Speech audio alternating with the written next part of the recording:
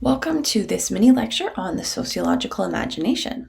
By the end of this lesson, you should be able to connect your personal experience of going to university to the broader social forces shaping access to post-secondary education. So think for a minute, why are you attending university? Here you are in this moment, maybe starting your degree. How did you get here? What motivated you to go to university? Why did you pick this university and country?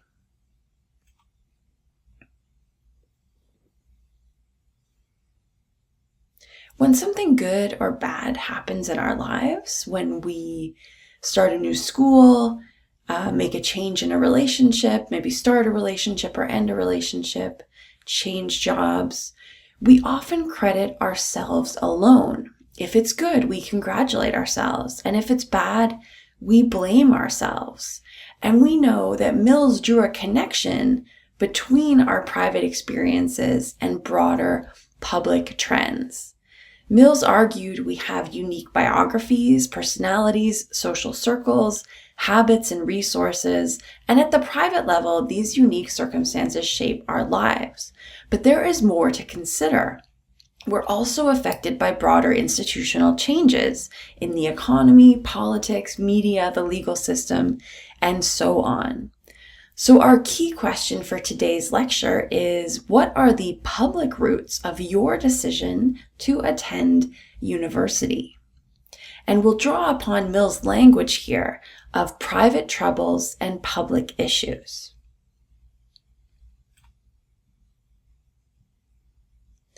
So using the sociological imagination, we will ask more broadly, shifting away from your own biography to broader questions of access to education, including who goes to university? How is university attendance shaped by generation? And is this a private decision or a socially structured practice? Hint, sociologists are going to argue this is socially structured. I'd like to start by asking you 4 questions.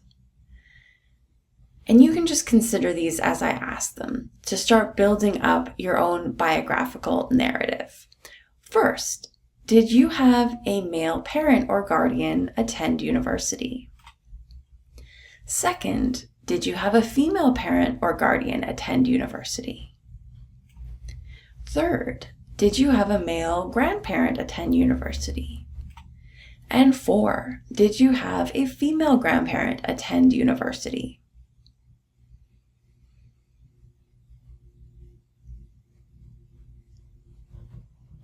Now I invite you to consider your own family's education biography in comparison to a typical UBC Introduction to Sociology class. This poll was actually conducted with real Soci 100 students at UBC.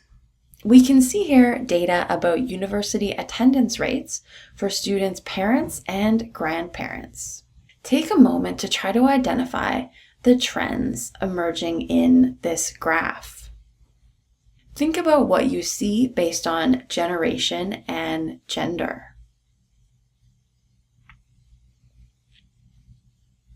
If we look at the grandparents cohort, we can see that it was much less common to attend university for this generation.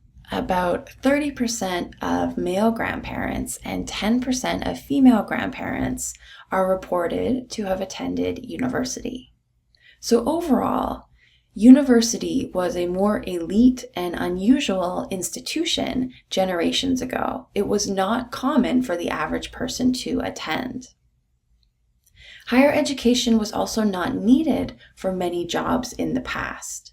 The economy itself was different. Industries were more based on natural resources, for example, where a young man with little education could work in the field doing physical labor and receive a reasonable wage to support a family. Even jobs that didn't used to require post-secondary education now do. This is called over-credentialization. as we see not just a high school degree required, but an undergraduate degree or perhaps a master's degree and maybe eventually a PhD for the same job as competition increases and the education system spreads more widely. Looking at the parents' generation, we can see higher attendance rates, with between 60 and 70% of male and female parents attending university. At this time, more universities had been built, and there was more public and institutional funding for elementary and high schools. And there's some important gender dynamics at play here. If we were living during the time of your grandparents, I probably wouldn't be a university professor as a woman. For the grandparents' cohort, many institutions didn't even admit women, and women were less likely to apply or to complete high school. We see a major shift in the parents' cohort, particularly with the rise of feminism and the entrance of more women into paid work. Whereas previously, likely for the grandparents' cohort, women were expected to work for free in the home as their primary job and responsibility. But there's a third factor to consider here, and that is a bias in the sample. Everyone sampled here is currently in university, represented by the your cohort bars. And we know that having parents who attended university gives you a higher likelihood of attending university yourself, because there are various socialization and access barriers. If we were to take this poll in an average Canadian city, just on the street, we would find lower rates of university attendance in parents and grandparents cohorts. So we need to keep in mind who we are sampling and how that will affect the patterns in the data. So in relation to these broader trends among Soci 100 students, how does your own biography compare? What are some personal reasons why your biography is as it is? And what are some historical reasons why your biography is as it is? There are additional trends to consider when examining access to university. Here we see data about family income and parents' education. In this sample collected by the Higher Education Quality Council of Ontario, university attendance rates across all people that were polled was 39.3%. But this changed depending on family income. If your family income was below $50,000, your likelihood of attending university dropped to 30%.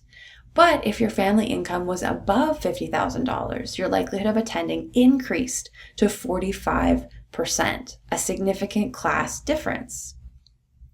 As I mentioned a moment ago, whether your parents attended university shapes whether you will attend.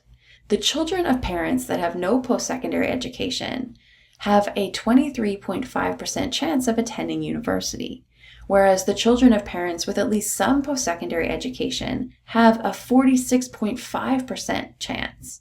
We can also consider access differences based on other factors. If you live in an urban center, you are more likely to attend university, almost 10% more likely. Race and ethnicity and colonialism also factor into university attendance. We can see here that non-Indigenous people in Canada are more likely to attend university than Indigenous people. And we can ask how universities themselves are colonial institutions if we think more broadly about the role of residential schools and the ongoing curriculum content. And lastly, we can think about ability and disability. You are much more likely to attend university if you do not have a disability.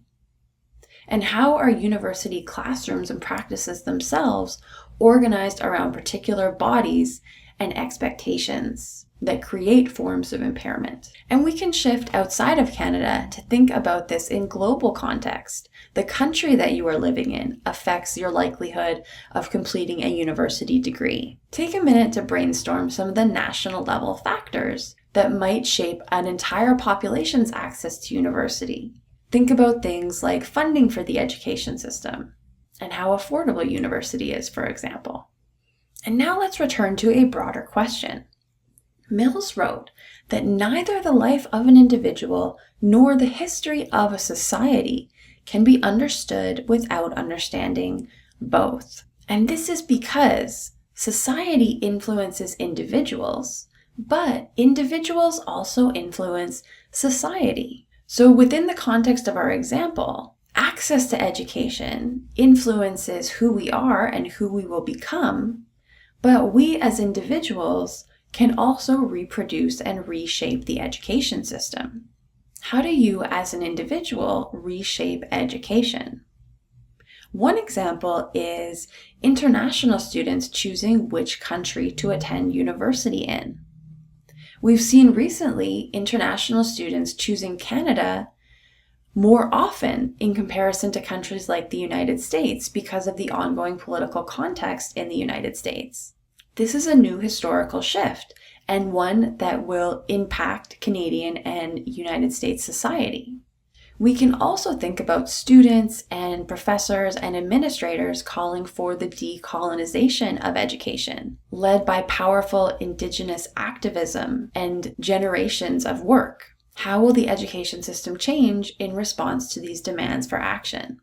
Universities can feel like they would happen regardless of what individual people do. But if we didn't all get up in the morning and log into the university website or go to the university, it wouldn't exist. It relies on individual people.